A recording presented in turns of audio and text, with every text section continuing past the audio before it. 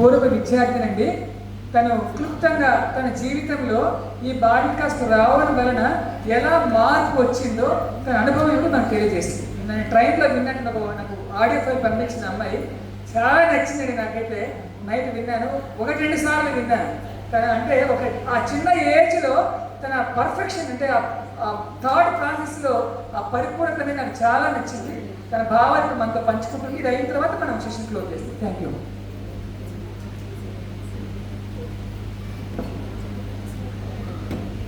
స్వామివారి దివ్యశ్రీ చరణాలకు నమస్కరిస్తూ ఇక్కడికి వచ్చేసిన పేరెంట్స్ అందరికీ సాయిరామ్ అండి. నా పేరు వైష్ణవి. నేను ప్రస్తుతం నా బీటెక్ కంప్లీట్ చేసుకున్నాను. స్వామి దయ వల్ల నాకు ఆయిల్స్టామ్ కంపెనీలో మంచి జాబ్ కూడా వచ్చిందండి. నేను నెక్స్ట్ ఆగస్టులో జాయిన్ అవ్వబోతున్నాను.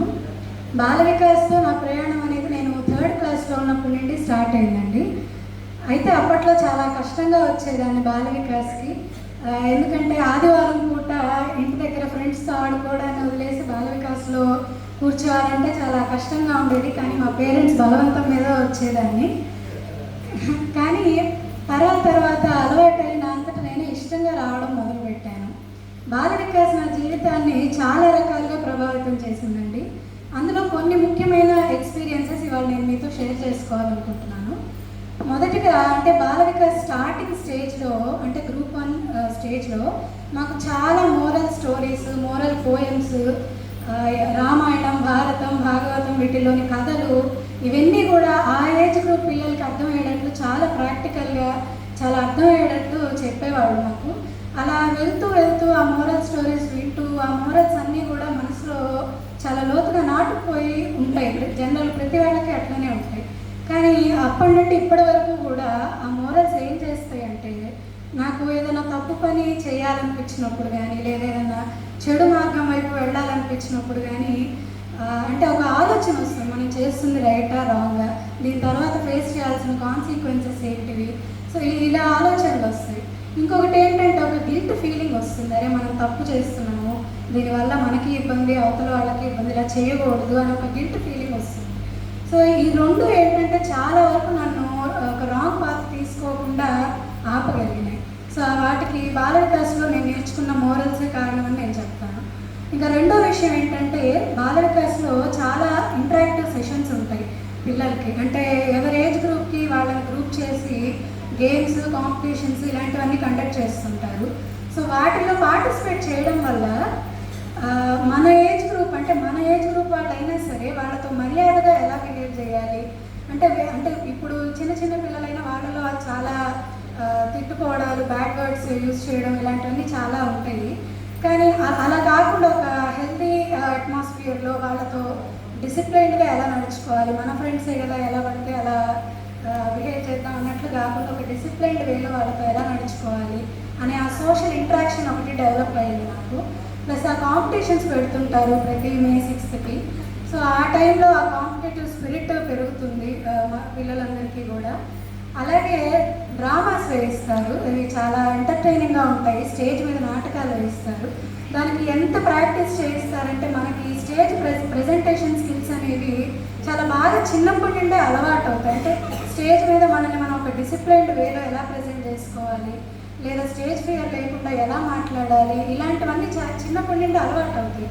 ఇప్పుడు మాకు ఆ స్టేజ్ ప్రెజెంటేషన్ స్కిల్స్ అనేది కాలేజ్లో ప్రెజెంటేషన్స్ ఇవ్వడానికి, ఆఫీసెస్లో మీటింగ్స్, సెమినార్స్ అటెండ్ అవ్వడానికి ఇలాంటివన్నీ చాలా బాగా అలవాటు ఉంటాయి. అంటే డ్రామాస్ వేసి అలా అలవాటు అయినట్టు ఉంటాయి.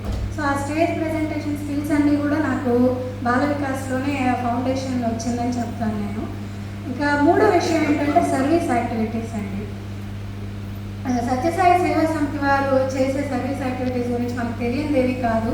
చాలా క్రిటికల్ నీడ్స్ అండ్ చిన్న అవసరాలని కూడా ఐడెంటిఫై చేసి సర్వీస్ చేయడమే కాకుండా వాటిలో బాల వికాస్ పిల్లల్ని కూడా ఇన్వాల్వ్ చేస్తుంటారు చిన్నప్పటి నుండి కూడా.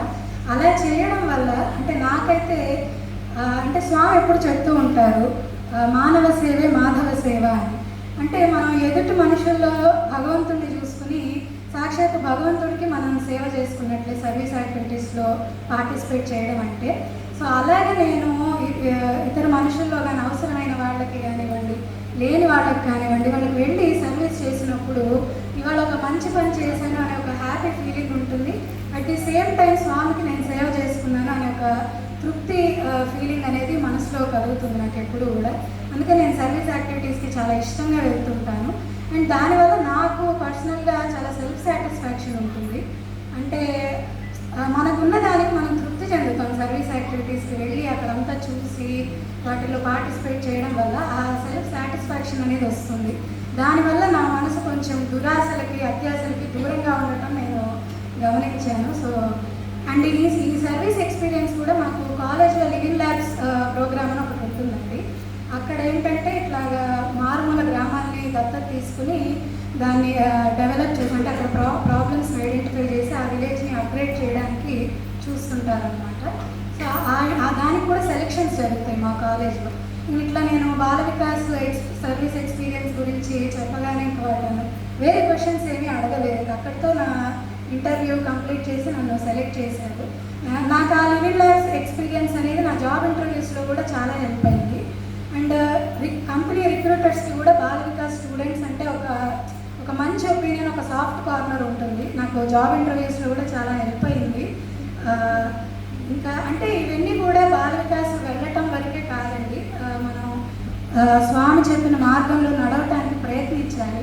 బాల వికాస్లో చెప్పిన కొన్ని విషయాలు మనం అలవాటుగా చేసుకుని ప్రతిరోజు మనం వాటిని పాటిస్తుంటేనే మనకి అనుభూతులన్నీ కలుగుతాయి.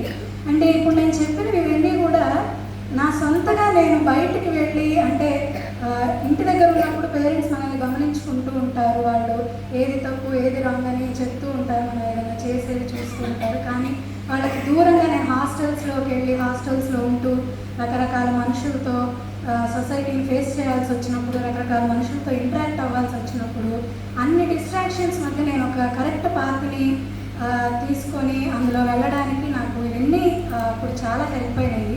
ఈ మోరల్స్ కానివ్వండి, స్కిల్స్ కానివ్వండి. సో అందుకు నాకు బాల వికాస్ చాలా ఉపయోగపడింది. సో ఇక్కడ ఉన్న పేరెంట్స్ అందరికీ కూడా నేను చెప్పేది ఏంటంటే, మీ పిల్లల్ని ఖచ్చితంగా బాల వికాస్లో జాయిన్ చేయండి, బలవంతమైనా సరే. ఎందుకంటే ఫ్యూచర్లో వాళ్ళ సొంతగా వాళ్ళు సొసైటీని ఫేస్ చేయాల్సి వచ్చినప్పుడు అన్ని డిస్ట్రాక్షన్స్ మధ్య వాళ్ళకు ఒక మంచి క్యారెక్టర్, మంచి డిసిప్లిన్ అండ్ వాళ్ళు ఒక రెస్పాన్సిబుల్ పర్సనల్గా కానివ్వండి, ప్రొఫెషనల్గా కానివ్వండి, ఒక రెస్పాన్సిబుల్ పర్సన్గా ఉండటానికి మీరు చేసే ఒక ఇన్వెస్ట్మెంట్ లాంటిదని చెప్తాను. అంతేకాకుండా బాల వికాస్ మనల్ని అంటే వాళ్ళ స్పిరిచువల్ గ్రౌండ్స్కి చాలా దగ్గరగా ఉంచుతుంది. మన స్పిరిచువల్ పాత్ని దాటి వేరే వైపు వెళ్ళడానికి అసలు అవకాశమే ఉండదు. బాల వికాస్కి మా పేరెంట్స్ నన్ను పంపించినందుకు వాళ్ళకి, అలాగే మా బాల వికాస్ గురువులకి నేను ఎప్పుడూ కృతజ్ఞతగానే ఉంటాను. నాకు ఈ అవకాశం ఇచ్చిన మా బాల వికాస్ గురువు గారికి ధన్యవాదాలు. అందరికీ సాయం.